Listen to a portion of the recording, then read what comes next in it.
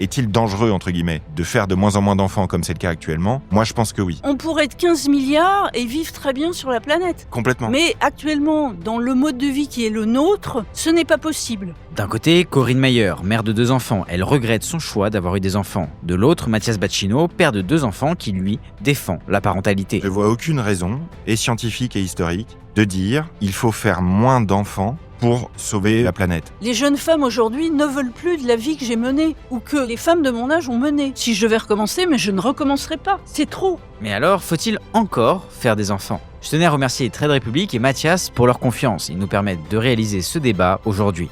Toutes les infos en description. Bonne vidéo.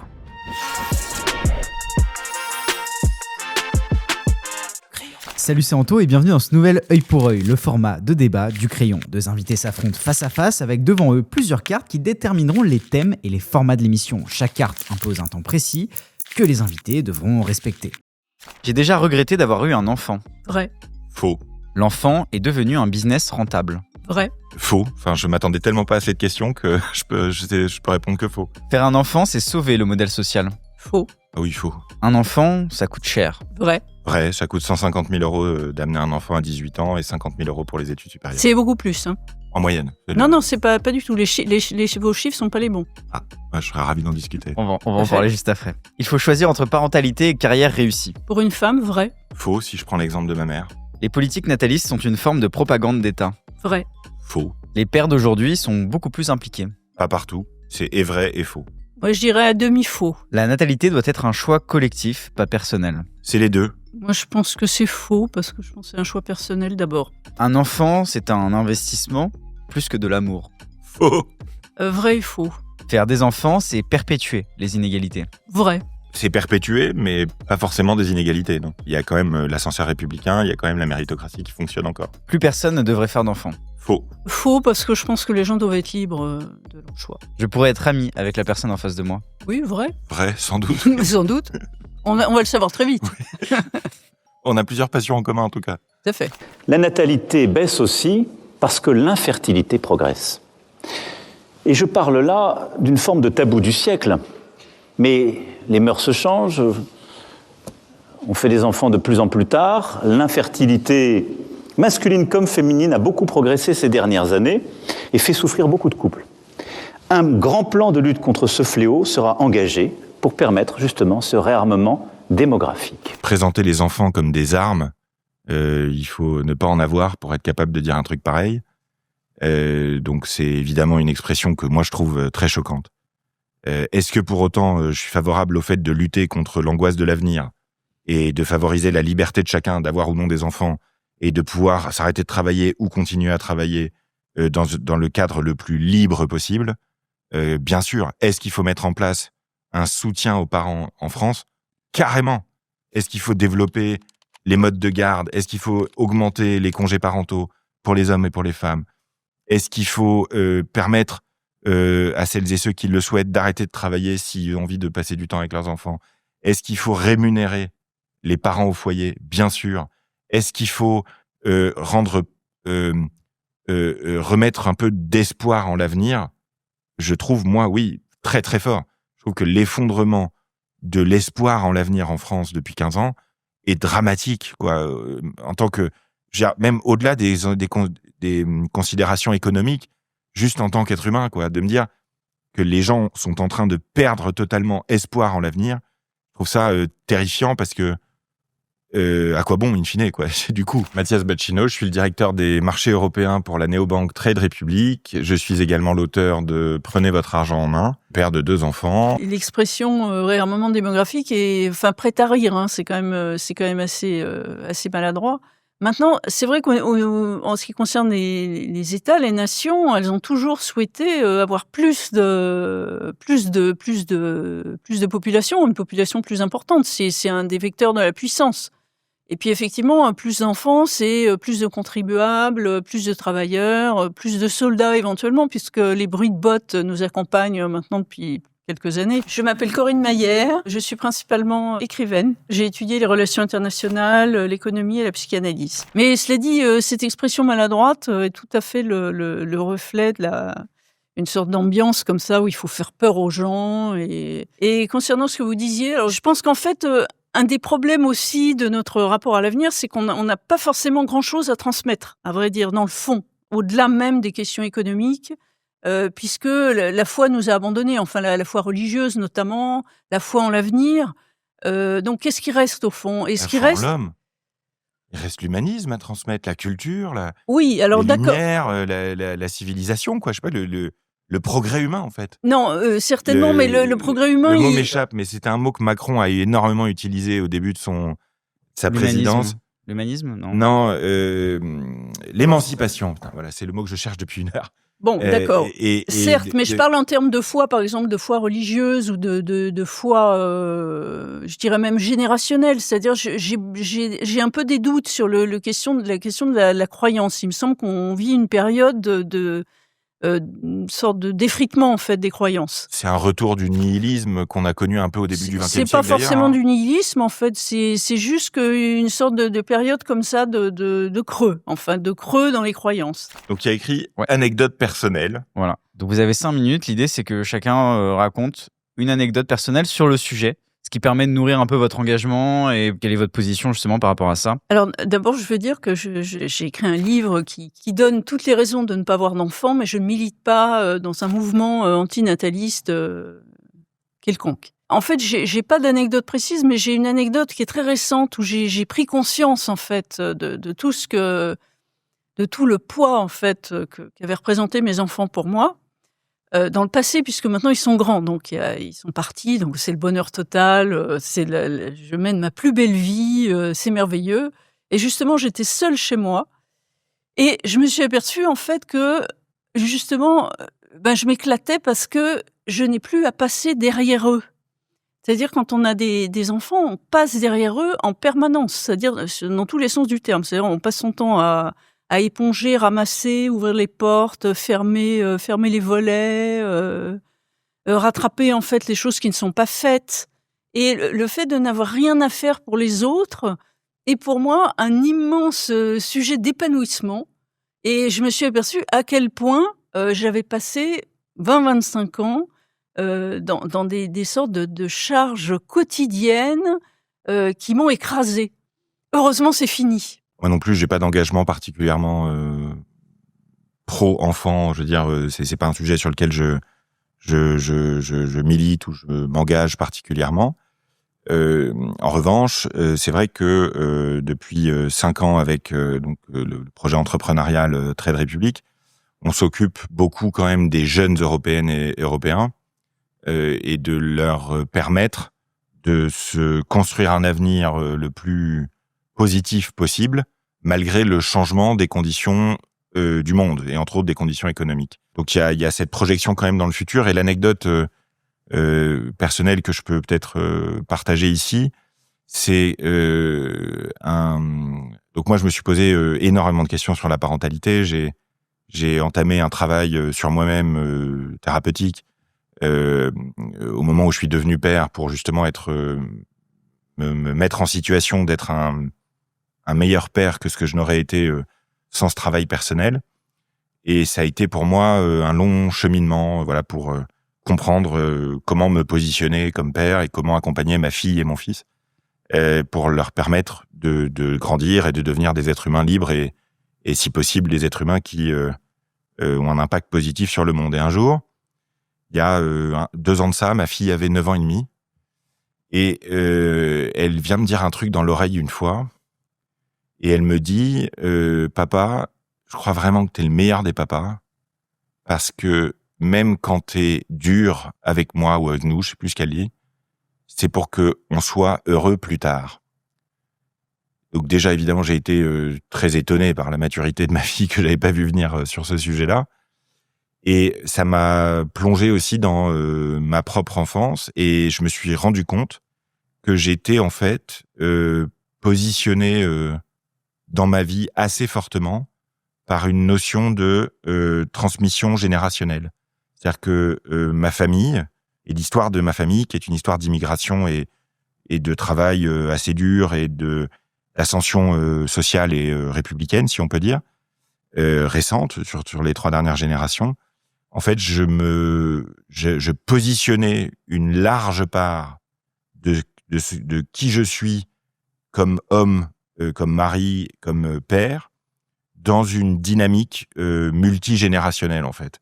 Et donc, ce qui me fait dire aujourd'hui que avoir des enfants, c'est pas uniquement un sujet individuel et personnel, c'est aussi un sujet de société, en fait, parce que quand on se perçoit, quand on se vit dans une démarche multigénérationnelle comme ça, à mon avis, ça permet de favoriser davantage de progrès humain. Parce que avoir des enfants, c'est les accompagner, leur permettre de grandir. Et donc, c'est se projeter dans l'avenir et dans la construction. Notre société vieillit. Faut-il continuer à faire des enfants pour maintenir notre système ? Alors, moi, je pense que le système dans lequel on est va droit dans le mur. Et précisément, le fait d'avoir moins d'enfants, ce qui est le cas actuellement, mais c'est peut-être ponctuel, donc c'est pas non plus définitif. Enfin, est un moyen, je pense, pour ralentir de façon générale, c'est-à-dire ralentir le rythme en fait de croissance multiforme dans laquelle nous sommes engagés en tant que société en fait depuis la fin de la guerre, depuis 1945. Et je pense que c'est pas plus mal de faire une sorte de mini-pause qui pourrait nous permettre en tout cas de réfléchir au modèle de société dans lequel on est et peut-être de le repenser. Et je crois que c'est peut-être le moment de réfléchir à tout ça et de voir comment finalement on répartit la richesse, comment on répartit les ressources. Et je pense que l'évolution actuelle me semble une bonne chose. Après, effectivement, ça pose des problèmes de société. Mais de toute façon, les problèmes de société, ils sont là. Les problèmes de redistribution, de répartition entre riches et pauvres, jeunes et vieux, etc. Hommes et femmes également. Donc, réjouissons-nous de ce qui arrive et réfléchissons. Je vous arrête 2 secondes. Si vous aimez ce format, pensez à vous abonner dès maintenant pour ne rien rater des prochains œil pour œil. Le fait de faire des enfants, donc la démographie, joue un rôle, à mon sens, beaucoup plus important dans le fait d'atteindre comme ça ce bonheur humain que la satisfaction des désirs individuels. Je m'explique. Bon, la première chose, c'est qu'une société qui a de moins en moins de jeunes, en tout cas les exemples historiques sont très très nombreux par le passé pour le démontrer, est une société qui a tendance à moins innover. Et l'innovation a joué un rôle quand même déterminant depuis 150 ans dans la réduction de la pauvreté, dans la réduction du malheur humain de manière générale. Et le système capitaliste, même s'il est très loin d'être parfait parce qu'il a ce qu'on appelle des externalités négatives très fortes, quand il est régulé correctement, a contribué à faire sortir de la pauvreté des milliards de personnes, littéralement, depuis la Deuxième Guerre mondiale. Donc, pour moi, l'enjeu n'est pas simplement de maintenir le système actuel. Pour moi, l'enjeu est de continuer à améliorer le système actuel. Et le fait de faire moins d'enfants, à mon avis, ne permet pas de continuer à améliorer le système actuel, surtout si on passe en dessous, ce qui est le cas depuis longtemps maintenant en Europe de l'Ouest, du seuil de renouvellement. C'est-à-dire si on a une population qui littéralement diminue. Le choix auquel on fait face, finalement, n'est pas tellement de faire des enfants ou plus ou moins. Le choix auquel on fait face collectivement est quel avenir souhaitons-nous, finalement, pour la société européenne et française. Donc pour moi, l'enjeu, c'est pas de dire le système actuel est parfait, c'est de dire il est clair quand même que le système tel qu'il existe dans le monde occidental depuis la fin de la Deuxième Guerre mondiale a augmenté le degré de sécurité et de liberté de la population au sens large. Les inégalités jusqu'à récemment se sont quand même réduites aussi beaucoup. Et donc, il y a quelque chose de bien quelque part dans cette dynamique. Aujourd'hui, on voit que les enfants, si on prend juste la perspective économique, on voit que la technologie permet de compenser le fait qu'il y ait de moins en moins de jeunes et d'enfants. Donc, je dirais que si on se pose la question de est-il dangereux, entre guillemets, de faire de moins en moins d'enfants comme c'est le cas actuellement, moi je pense que oui. Et je pense que le fait de faire de moins en moins d'enfants a un effet qui n'est pas que économique du tout.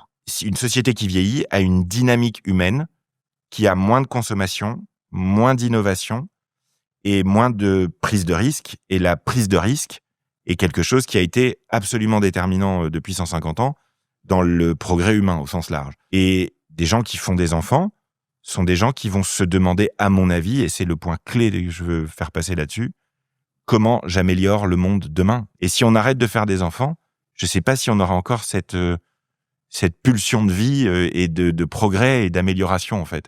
Parce que le fait de plus faire d'enfants, c'est une pulsion de mort, quelque part. Alors, moi, je pense que précisément, c'est notre lien à l'avenir qui est cassé, pour moi, qui explique le fait que les femmes ont moins d'enfants. C'est une des raisons. Après, il y a beaucoup de raisons. Les femmes ont moins d'enfants parce qu'on s'inquiète tous de la situation, alors pas uniquement la situation économique, la protection sociale, mais aussi toutes les crises, en fait, qu'on affronte, à vrai dire, depuis 2008. Donc, il y en a eu toutes sortes, donc je ne vais pas revenir là-dessus. Mais je pense qu'effectivement, qu'il y a quelque chose qui concerne notre foi en l'avenir qui est cassé, en fait. Enfin, je le crois vraiment. Et je pense que le fondement du problème, en admettant que ça en soit un, il est là. On le voit dans les chiffres, d'ailleurs. On le voit dans les chiffres, effectivement. Ils ont peur de l'avenir. Il y a des crises sans fin. Et je pense aussi qu'il y a aussi une crise démocratique. Parce que je crois, et un certain nombre d'événements récents nous le donnent à penser, qu'en fait, les gens se sentent peu sollicités pour donner leur avis sur des questions qui les concernent. Et c'est notamment le cas au travail. Et c'est notamment le cas pour les crises récentes qu'on a affrontées, où finalement les institutions démocratiques ont été court-circuitées.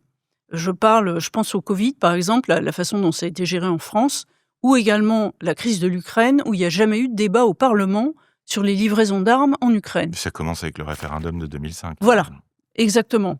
Mais j'y pensais. Et donc, il y a ce problème-là. Et maintenant, je voudrais répondre sur ce que vous disiez concernant l'innovation. Alors, il y a des travaux américains alors je citerai juste 2 auteurs, c'est Jones et Bloom. C'est régulièrement cité dans le magazine The Economist pour dire qu'en fait, depuis 50 ans, l'innovation progresse moins vite qu'avant. C'est-à-dire qu'en fait, en 50 ans, il y a eu une explosion démographique au niveau de la planète, en fait. Et en même temps, le taux de croissance de l'innovation, des innovations majeures, ce qu'ils appellent breakthrough innovation, est plus faible qu'auparavant. Donc en fait, c'est pas le fait d'être nombreux qui fait que que les sociétés sont innovantes. Et ça nous donne à penser que finalement, le fait d'être moins nombreux, ça n'entraînera pas forcément une innovation en berne. Qu'est-ce qui fait l'innovation ? Et je suis pas convaincue que ce soit le nombre. Donc effectivement, là-dessus, il y a un point de désaccord assez important. Et ce que vous n'avez pas abordé là-dessus, c'est que peut-être que c'est parce qu'il y a plus de personnes âgées aujourd'hui qu'il y en avait eu avant et qu'il y a moins de jeunes. En France, notamment ? Non, mais c'est depuis 50 ans. Hein. Donc, il y a 50 ans, il y a eu une croissance démographique délirante, très importante. Et donc, c'est pas du tout... Et pour l'instant, on est quand même dans une phase d'augmentation du nombre d'habitants sur Terre. En plus, il faut quand même rappeler que, par exemple, Israël, alors, il faut peut-être dire était, parce qu'avant les événements, disons, c'est quand même un des pays où la R&D est la plus développée au monde, et ça n'occupe que 1% de sa population salariée. Donc en fait, on peut être, je crois, après je suis pas une spécialiste de ces questions, mais il me semble qu'on doit pouvoir être peu nombreux et innover. Après, ça dépend des moyens qui sont donnés à ceux dont c'est le métier finalement, à ceux qui créent de l'innovation. In fine, je suis vraiment d'accord avec vous, Corinne, sur le fait que le rapport à l'avenir est cassé. Et que la peur de l'avenir, c'est un enjeu majeur. On prend les 10 choses qui inquiètent le plus les Françaises et les Français. J'ai fait la liste des 10 préoccupations principales des Françaises et des Français pour l'avenir. Sur les 10, il y en a 6 qui sont de nature économique. Donc, c'est d'ailleurs en partie pour ça que je m'engage moi personnellement autant en parallèle de mon travail sur les enjeux d'éducation financière. Parce qu'à mon sens, quand on a une éducation financière, on est capable de se projeter dans l'avenir davantage. Et d'ailleurs, sans doute, se sentir plus libre de choisir ou non de faire des enfants au-delà de l'angoisse qu'on ressent face à l'avenir.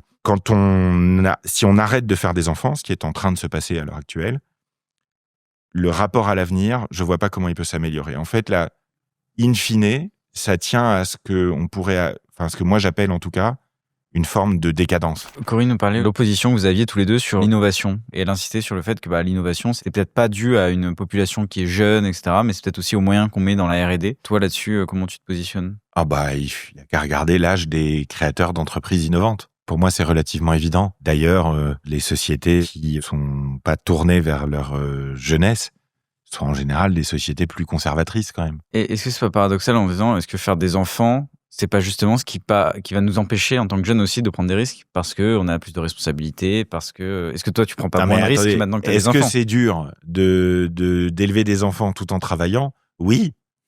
Mais bon, ça fait 2000 ans que ça dure. Enfin, je sais pas, ça fait 10 000 ans que ça dure. Est-ce qu'on serait pas plus innovant si on arrêtait tous de faire des enfants ? Justement, d'avoir pas cette pression. On n'a plus de raison d'innover. S'il n'y a pas de génération suivante, à quoi bon innover ? Après, la question c'est, est-ce qu'on peut sortir d'un système qui est en train de s'effondrer ou améliorer un système qui est en train de s'effondrer en arrêtant de se projeter dans une dynamique intergénérationnelle de transmission ? Et je vois pas comment, sans faire d'enfants, j'arrive pas à voir en fait comment, sans faire d'enfants, on peut avoir envie de se projeter dans le fait d'améliorer le monde comme ça. Vous avez raison sur certains points, mais je pense que vous négligez en fait l'aspect économique de l'enfant, qui est quand même d'abord une sorte de fétiche de la réussite sociale pour un certain nombre de familles, et qui sont aujourd'hui élevées dans une optique de compétition extrêmement dure. C'est-à-dire, il faut qu'ils réussissent, et il y a énormément d'espoir en fait, qui structurent leur éducation, d'espoir de réussite, d'intégration sociale. On sait très bien, en fait, l'éducation aujourd'hui, ça consiste à leur faire une multitude d'activités pour qu'ils soient intelligents, à leur parler sans arrêt pour qu'ils absorbent le maximum de mots dès qu'ils ont 2 mois. En fait, c'est une espèce de course à l'échalote pour qu'ils soient à la fois intelligents, entre guillemets, bon, l'intelligence mériterait d'autres développements, et intégrés socialement. Et donc, ça explique pourquoi l'enfant coûte aussi cher aux familles. Puisqu'en fait, on leur fait faire une multitude d'activités pas possibles pour qu'ils soient éveillés, épanouis, etc. Et donc, c'est quand même le moyen d'une compétition économique aussi, l'enfant. C'est certainement un moyen de transmission, comme vous le disiez, mais il me semble que vous êtes un peu idéaliste dans votre vision de l'enfant, parce qu'il y a une compétition sociale qui est effarante, et qu'en fait, eux-mêmes portent. C'est, à mon avis, une vision un peu... centré socialement sur les catégories aisées et urbaines et éduquées de la population, les plus éduqués, pour pas dire d'autres que moi diraient peut-être les bobos, mais il y a à mon sens effectivement un espoir d'amélioration, et c'est ce qu'il faut essayer de retrouver dans notre société. C'est que aujourd'hui on est face à une situation où les parents pensent que leurs enfants majoritairement auront une vie moins bonne que la leur, alors que jusqu'à il y a une quinzaine d'années à peu près, les générations précédentes pensaient que leurs enfants allaient avoir une vie meilleure que la leur. Et donc il y a cette dimension d'espoir et de réussite transgénérationnelle, ça c'est clair, quand on fait des enfants. Après, la pression compétitive et la compétition économique, pour moi, n'est pas un sujet pour l'immense majorité de la population, et le fait de sursolliciter ses enfants ne concerne pour moi qu'une toute petite partie de la population. L'immense majorité des gens en France, aujourd'hui encore, ont un rapport beaucoup plus simple, tout simplement, à leurs enfants et à l'éducation, parce qu'ils ont pas les moyens ni financiers ni de temps disponibles pour avoir cette obsession de la performance sur leurs enfants. Donc et à la limite, on peut même penser que le moins on en fait des enfants, le plus on va leur mettre la pression. Donc non, je partage pas ce point de vue. Je pense qu'il y a énormément de gens qui sont pas forcément des bobos, qui se préoccupent beaucoup des questions de réussite sociale de leur enfant. Et c'est pour ça que dès qu'on parle de l'école en France, ça fait des grands débats au niveau national, parce qu'en fait tout le monde se sent concerné. C'est-à-dire des questions de carte scolaire, où est-ce qu'on les scolarise pour qu'ils aient potentiellement le meilleur potentiel de réussite par rapport aux autres. Et donc, en fait, la société de compétition dans laquelle on les inscrit dès le plus jeune âge est tout de même un problème. C'est un problème pour eux, mais c'est aussi un problème pour les parents, qui forcément se sentent en compétition avec le voisin, le frère, etc., parce que l'enfant réussit mieux et dans une meilleure école, etc. Et ça concerne peut-être les 2 tiers des gens en France. Alors, je sais vraiment pas si ça concerne 2 tiers des parents. En tout cas, moi, c'est pas la réalité que j'ai observée personnellement. Moi, j'observe une compétition effrénée avec des débats sans fin sur la meilleure école, comment contourner la carte scolaire. J'ai observé ça chez mes amis urbains et CSP+. Alors, je veux pas les appeler bobos forcément, mais c'est mes amis des grandes villes, très CSP+. Pour les autres, c'est surtout la volonté d'avoir un bon boulot et d'être bien, en fait. Tout simplement. Oui, mais enfin, derrière, il y a une compétition scolaire, il y a une compétition générale qui est importante. C'est pas une compétition. Je pense que la compétition, elle est pas tellement les uns envers les autres. Mon sentiment, c'est plutôt que on cherche à améliorer les opportunités pour ses enfants parce qu'on sait que le système scolaire français s'est effondré en qualité depuis 30 ans, en fait. Donc, c'est pour moi plus une réaction à l'effondrement général des services d'éducation dans notre pays, qui est une réalité observée et mesurée par beaucoup d'études. Et que des parents qui, à mon sens, naturellement, essayent d'avoir pour leurs enfants une vie meilleure, cherchent des solutions pour contrer cet effondrement des opportunités données aux enfants. Je décris juste la situation et je pense que la situation de compétition générale dans laquelle la plupart des parents s'inscrivent est une raison pour laquelle un certain nombre de gens ne veulent pas d'enfants. Parce que c'est chronophage, en fait. J'ai mal compris le focus très fort que faisait Corinne sur la compétition entre parents. Je trouve que c'est un point de vue que moi j'ai vu que chez quelques amis très bobos et très urbains. Et c'est pas du tout le point de vue que j'ai vu chez les autres gens, moi. Donc j'ai été étonné par ça et de l'importance qu'elle mettait sur la compétition entre parents. Je trouve que c'est très limité à peut-être 5-10% de la population, quoi. Comment rendre la parentalité soutenable? Je pense qu'en fait, il faudrait plus de services publics et plus d'institutions. Et des services publics de qualité, donc il faudrait effectivement plus de modes de garde, des écoles de niveau plus égal, de niveau, enfin en tout cas plus comparable en fait, parce que là, il y a quand même d'excellentes écoles en France, mais aussi très mauvaises. Donc, ce qui explique le problème que j'évoquais en fait de la compétition pour les meilleures places en fait dans ce type d'institution.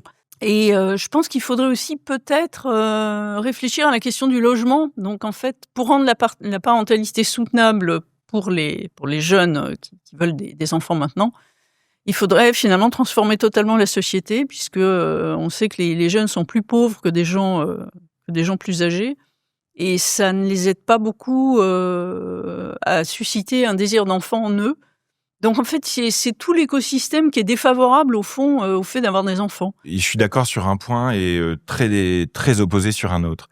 Je suis très d'accord que ça dépend énormément de la notion de service.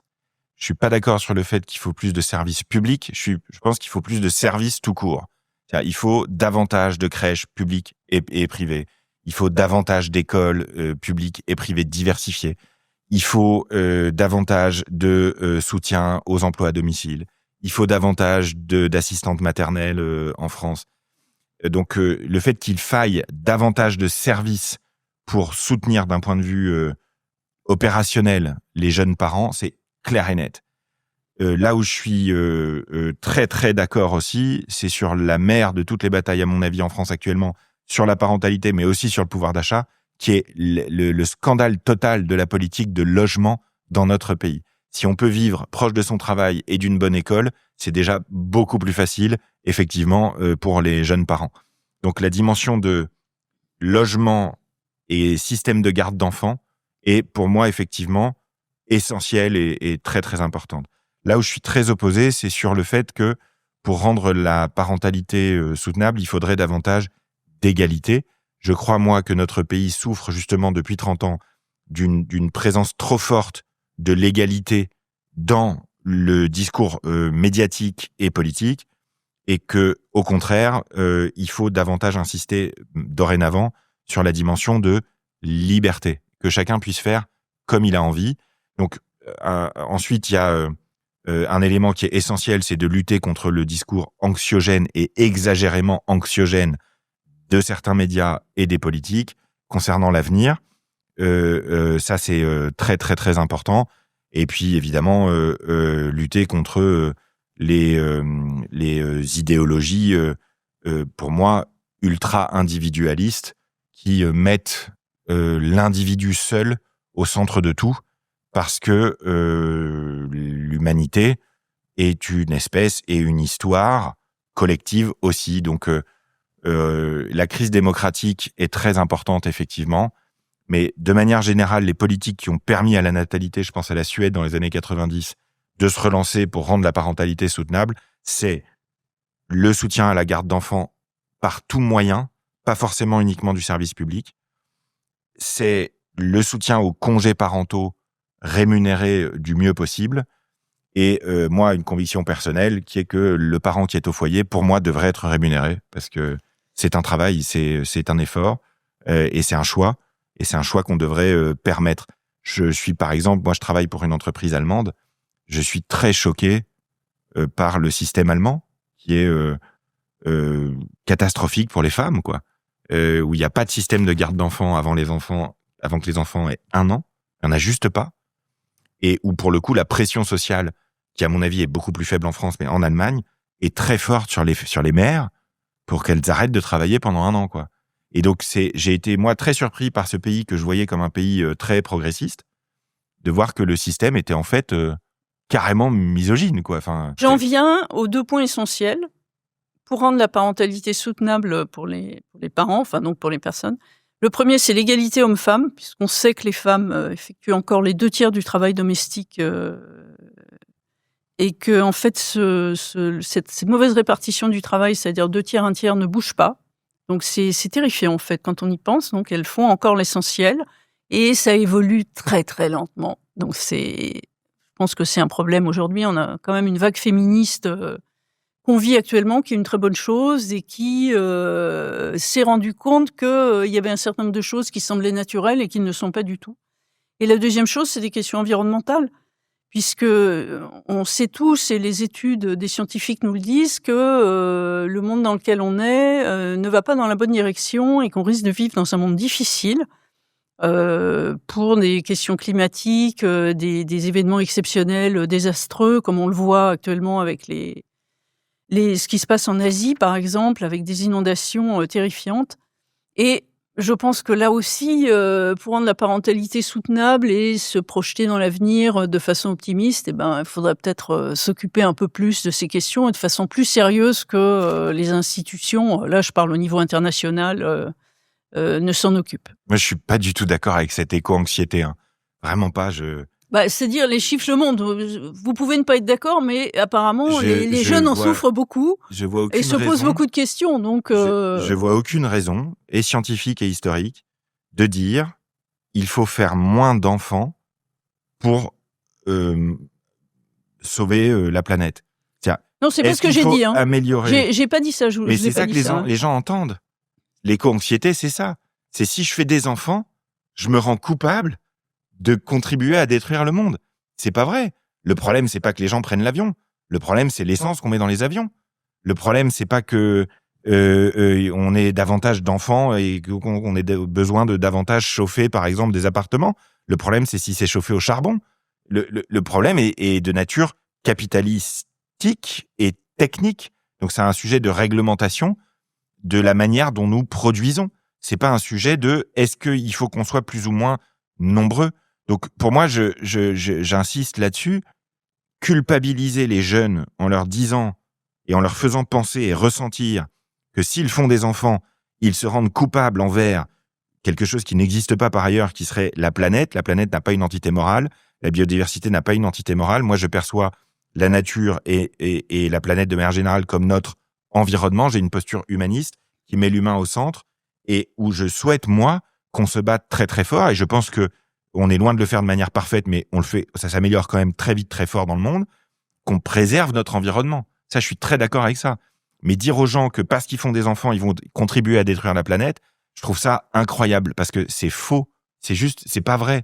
Si on arrête de faire des enfants, en théorie, on arrête d'innover, alors que le sujet pour justement recommencer à améliorer notre environnement, alors qu'on vient de le détruire pendant 70 ans, c'est à mon avis, d'avoir de l'espoir en de l'avenir, et donc de déclencher ce cercle vertueux de j'ai des enfants et du coup j'ai envie d'améliorer le monde pour eux. Tout de même, le fait de l'énorme croissance qu'on a connue depuis 45, elle est liée aussi à la croissance démographique. Donc je suis d'accord que c'est pas un truc simplet du genre l'impact des enfants directement sur la planète, etc. Mais d'un autre côté quand même, c'est-à-dire une croissance gigantesque qui soit économique plus démographique, ça engendre quand même une espèce de boucle dont on s'aperçoit aujourd'hui des limites. Alors effectivement, le fait d'avoir moins d'enfants, ça résoudra pas les choses, mais le fait d'en avoir de plus en plus n'est pas bon. C'est-à-dire, imaginons, moi quand je suis née, en fait, il y avait 3 milliards d'habitants sur la planète. Maintenant, nous sommes 8 milliards. Imaginons maintenant qu'on continue à ce rythme. Et effectivement, les choses étant telles qu'elles sont, ils auront tous un smartphone, ils iront voir leurs copains au Portugal pour le week-end, puisque le monde est comme ça. Et je ne pense pas que ça soit un mode de vie qui soit tout simplement soutenable. Mais effectivement, je suis d'accord avec vous. Ça dépend du progrès technique. On pourrait être 15 milliards et vivre très bien sur la planète. Complètement. Mais actuellement, dans le mode de vie qui est le nôtre, ce n'est pas possible. C'est pas possible de continuer comme ça. Mais je suis d'accord avec vous. Changeons nos comportements, changeons notre mode de vie, régulons, etc. Mais le problème, c'est que il y a quand même des difficultés pour mettre en place tout ça. C'est très difficile en fait de changer notre mode de vie actuellement. Donc c'est ça le souci, c'est pas le nombre, c'est la manière dont on vit, c'est la manière dont on produit et dont on consomme. Et ça va pas changer demain. Donc c'est ça le... Ça change vite, il y a quand même des choses qui changent vite, je veux dire. Je trouve pas tellement, personnellement. Enfin, pas assez vite. En plus, au niveau européen, il y a beaucoup de reculs environnementaux actuellement que je trouve dommage. Je trouve dommageable, en fait, que ça évolue quand même pas tellement. Regardez, le kérosène des avions, on n'est pas taxé. Il faut arrêter de délirer, quoi. Le recul, on est où, là? Le recul C'est-à-dire, non, mais environnemental, et surtout aux États-Unis. Non, L'Europe bien est sûr. plutôt exemplaire en la matière. Et non, pas exemplaire, mais disons qu'il y a eu des avancées mondiale, sur lesquelles on est en train de revenir. Mais la bonne nouvelle, c'est quand même l'engagement pris par la Chine dans son nouveau plan quinquennal là, il y a quelques semaines. Non, mais je dis pas qu'il se passe rien. Hyper important. Je dis pas qu'il se passe rien. Je dis juste que déterminant, c'est très difficile de changer le mode de vie de milliards d'habitants. C'est ça en fait Et moi, je pense que c'est plus facile si on a plus de jeunes, parce que plus de jeunes. C'est en théorie des jeunes qui, par exemple, quand les choses auront changé, on pourra avoir autant d'enfants qu'on peut imaginer dans un monde qui s'améliore. Mais moi, je pense qu'il faut faire des enfants pour avoir envie que le monde s'améliore, en fait. Et moi, j'en suis pas du tout convaincue, en fait. Surtout, en plus, comme je disais, eu égard au fait que quand même le travail à la maison est mal réparti. Donc ça, c'est aussi les jeunes femmes aujourd'hui ne veulent plus de la vie que j'ai menée. Ou que les femmes de mon âge ont mené. Ça ne les intéresse pas. De manière générale, quand ma fille me dit « je ne veux pas d'enfant », je lui dis « oui, je comprends en fait ». Quelle vie vous avez menée, Corinne ? Une vie de mère de famille qui essaie de travailler en même temps et de faire des choses qui l'intéressent. Qui est quand même, alors c'est la quadrature du cercle. Hein. Et franchement, si je devais recommencer, mais je ne recommencerai pas. C'est trop. Qu'est-ce que vous diriez à un jeune, comme moi par exemple, qui n'est pas encore d'enfant, qui se pose des questions?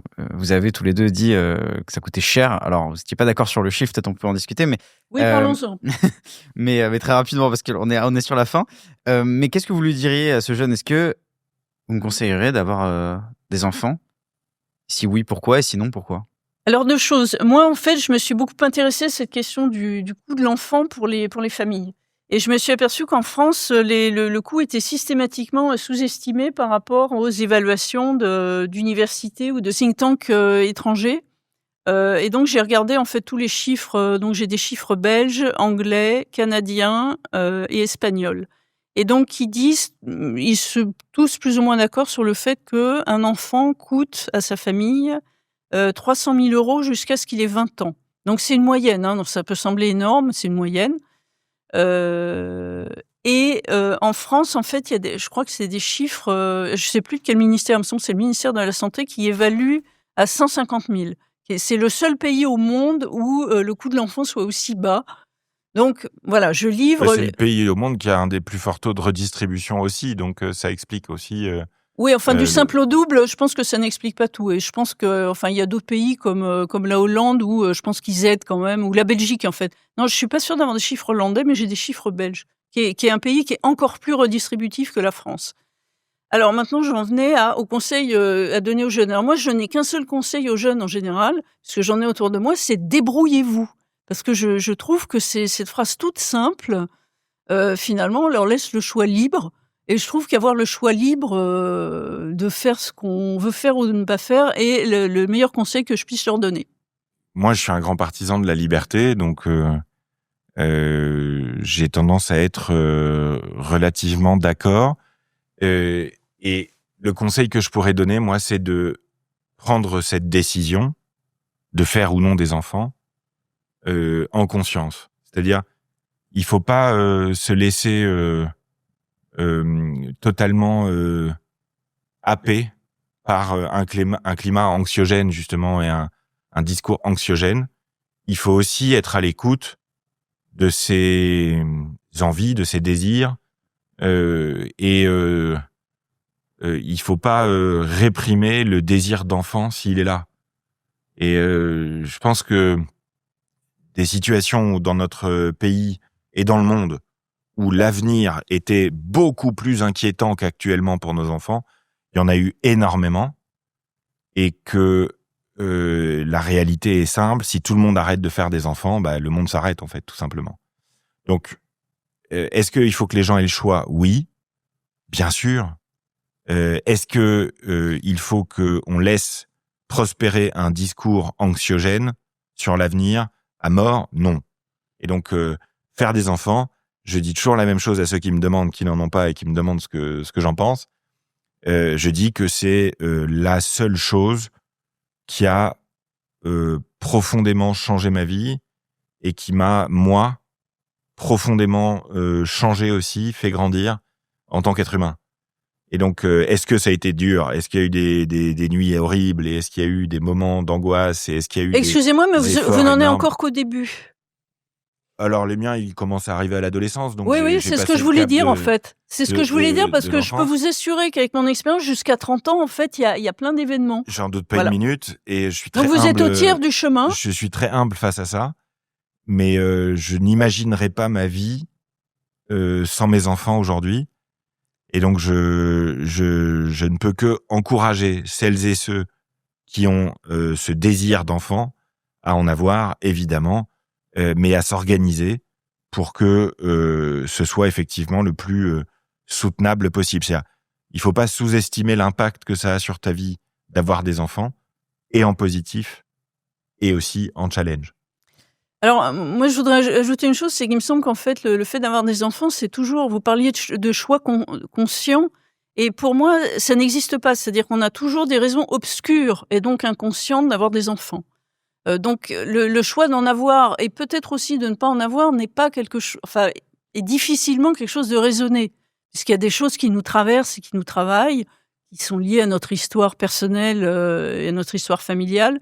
Et donc, je suis pas sûre qu'on fasse des enfants en conscience, en quelque sorte. Corinne, Intrinsèquement. Si tu avais fait des enfants en conscience, t'aurais fait des enfants ? Je pense que non. Et je pense que toutes ces questions sont liées à mon histoire familiale, donc je vais pas vous raconter ici parce que j'ai déjà fait abondamment ailleurs. Et je pense que non, en fait. Je pense que si j'avais anticipé toutes les difficultés que j'ai dû affronter, je pense que j'en aurais pas eu. En fait, fondamentalement, je suis quelqu'un d'heureux. C'est-à-dire, ma vie, moi-même, et ce qui m'intéresse, ça me nourrit tellement. Il y a tellement de choses qui m'intéressent qu'au fond, j'ai pas vraiment besoin d'être très entourée, en fait. Et j'ai l'impression que beaucoup de gens ont des enfants parce qu'ils se sentent seuls. Ce que je trouve terrible, en fait. Et donc, je pense que sincèrement, on peut avoir une vie, je pense, épanouie et heureuse sans avoir d'enfants. Et on peut aussi transmettre beaucoup sans avoir d'enfants.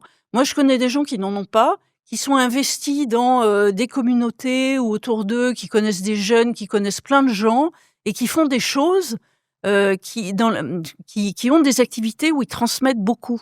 Et je pense que ces gens-là qui sont pas du tout dans une démarche égoïste, comme certains parents, parce que avoir des enfants, c'est aussi être égoïste, en fait. Vous êtes vraiment d'abord tellement occupé, vous êtes centré sur vos enfants, sur votre famille, sur votre petit nombril, à plusieurs, hein, enfin, parce que vous avez un enfant, vous êtes 3, vous êtes centré sur votre petite vie. Et je pense qu'il y a une dimension d'égoïsme dans la famille qu'il faut pas sous-estimer, et dire à ceux qui n'en veulent pas, eh bien, vous pouvez avoir une vie très heureuse et transmettre et répandre vos idées ou vos envies ou votre rire autour de vous de façon tout à fait plaisante. Enfin, je veux dire, on n'est pas obligé d'en avoir pour être heureux. Mathias, t'es égoïste ? Comme tout le monde, je pense. Parfois égoïste, parfois généreux, comme beaucoup d'êtres humains, je crois. Il y a des choses qu'on fait et pour soi et pour les autres. Donc, je suis assez lucide sur la condition humaine de ce côté-là. Moi, je citerai juste une étude de mémoire, je crois que c'est Harvard. Cette étude qui a porté sur quelques milliers de personnes sur 100 ans. Et la conclusion de l'étude qui visait à essayer de comprendre qu'est-ce qui fait une bonne vie. Qu'est-ce qui fait que quelqu'un arrive en fin de vie et dit « j'ai eu une bonne vie » ou « je suis pas heureux de la vie que j'ai eue ». Et la conclusion de l'étude, qu'il faut évidemment creuser, développer, etc., c'était que sur les 100 dernières années, parmi les milliers de personnes qu'ils ont suivies, le critère principal qui faisait une bonne vie ou une vie heureuse à la fin de la vie, c'était d'avoir eu de bonnes relations. D'avoir des relations humaines de qualité. Et il me semble que le fait d'avoir des enfants, de devenir parent, aide, c'est pas une généralité, mais peut aider considérablement, en tout cas ça a été mon cas, à améliorer aussi mon rapport aux autres et les relations que j'avais dans ma famille, dans mes amis, et aujourd'hui la relation que j'ai avec mes enfants. Voilà, cette dimension relationnelle-là, je trouve qu'on est encouragé à la travailler davantage quand on doit affronter cette relation incroyable, qui est la relation parent-enfant. Voilà, donc c'est un exercice extrêmement exigeant de devenir parent, mais c'est pour moi un exercice indispensable au bonheur. Je trouve ça un peu triste, cette perspective de réfléchir à toutes les bonnes raisons pour lesquelles on ne devrait pas avoir d'enfants. Je trouve qu'il y a, malgré tout, dans l'histoire de l'humanité et dans le progrès qui est le nôtre, un espoir vers l'avenir, et que les idéologues et les échos anxieux et toutes celles et ceux qui font peur aux gens sur le fait que le monde va s'effondrer et que nos enfants vont avoir une vie horrible, c'est pas lucide, et je trouve pas que ce soit juste vis-à-vis de l'histoire. Donc, je suis embêté parce que, je trouve ça un peu triste, tout simplement. J'espère que ce moment-là qu'on vit actuellement, où beaucoup de jeunes ont très peur de l'avenir et ont très peur d'avoir des enfants et sont très anxieux, j'espère vraiment que ça va changer. Alors, moi, je voulais juste répondre sur le fait que je suis d'accord avec vous sur le fait de l'importance des relations humaines et sociales. Maintenant, je vais rajouter un peu de noir dans ce que vous venez de dire. Je pense que vous devriez discuter avec certains notaires qui vous parleront des difficultés dans les familles, parents, enfants et enfants-parents, avec des gens qui se déchirent pour des raisons d'argent, de patrimoine, et pour avoir une idée que finalement, malheureusement, les relations entre parents et enfants-parents, c'est bien sûr de l'amour, mais c'est aussi de la haine, de la jalousie, de l'envie, des batailles, des gens qui se déchirent sur plusieurs générations. Et la famille, c'est aussi ça, donc il faut pas l'idéaliser. Dans la vie, il y a les gens positifs et les gens qui sont pessimistes. Et j'appartiens aux pessimistes, donc forcément ça, on voit tout de suite à travers le débat, en fait, qu'est-ce que ça peut amener en termes de projection dans l'avenir. Je pense que les gens pessimistes sont peut-être un peu plus en retrait sur des questions de reproduction et de parentalité, alors que les gens optimistes sont plus en pointe de dire mais il faut être plus nombreux, il faut avoir des jeunes, il faut avoir des enfants parce que les choses vont bien se passer au fond. Je suis d'accord. Enfin, j'ai vécu ça aussi. Beaucoup de familles l'ont vécu. Et moi, il me semble qu'on enrichit son humanité en se confrontant à tout ça, mais c'est une vision personnelle. T'envisages tes enfants se disputer sur ton héritage ? Non, parce que moi, je suis un grand partisan de l'éducation financière. Donc, il y a un couple sur deux, effectivement, qui divorce pour des questions d'argent. Et je crois que l'éducation financière et le fait de faire tomber le tabou de l'argent peut y contribuer. Mais bon, c'est un autre sujet qui me concerne moi plus personnellement.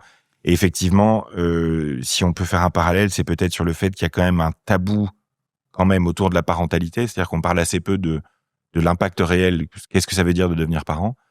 Et que en parler comme on l'a fait aujourd'hui, ça permet de faire, j'espère, progresser le débat et en tout cas, il y a une chose dont il faut parler, et ça vous avez vraiment raison, c'est la question de l'éducation financière. Et effectivement, la question de l'argent, il me semble pas assez abordée peut-être. Alors je sais pas dans les familles, mais en tout cas à l'école, on devrait tous recevoir une éducation minimale sur ces questions. Parce qu'on est tellement démunis et on apprend au fil de la vie, mais parfois on a fait des mauvais choix parce qu'on n'était pas informés. Et c'est quelque chose d'essentiel, effectivement. Je pense qu'on n'en sait jamais assez sur l'argent. Désolé, je prolonge mes toute dernières questions. Corinne, comment réagissent tes enfants par rapport à ce que tu viens de dire sur le fait que tu aurais pu vivre sans avoir d'enfants et tu aurais même peut-être préféré ne pas en avoir? En fait, ils se foutent éperdument de ce que je fais. Et je trouve ça très bien. Donc déjà, ils lisent pas, donc ça et sûrement pas mes livres. Et puis en fait, ils s'en fichent un peu parce que depuis qu'ils sont tout petits, ils me voient faire mes machins avec des sortes de bouquins. Ils regardent ça de loin avec du style, oui, bon, c'est son métier, c'est des choses qu'elle fait, et puis ça l'occupe. Mon fils m'a dit récemment, en fait, tu es une influenceuse. Je dois avouer que j'en suis tombée de ma chaise. Je me dis, tu veux dire quoi par là? Tu lances des idées et puis il se passe des trucs ou il se passe rien. Et je pense qu'au fond, il a raison.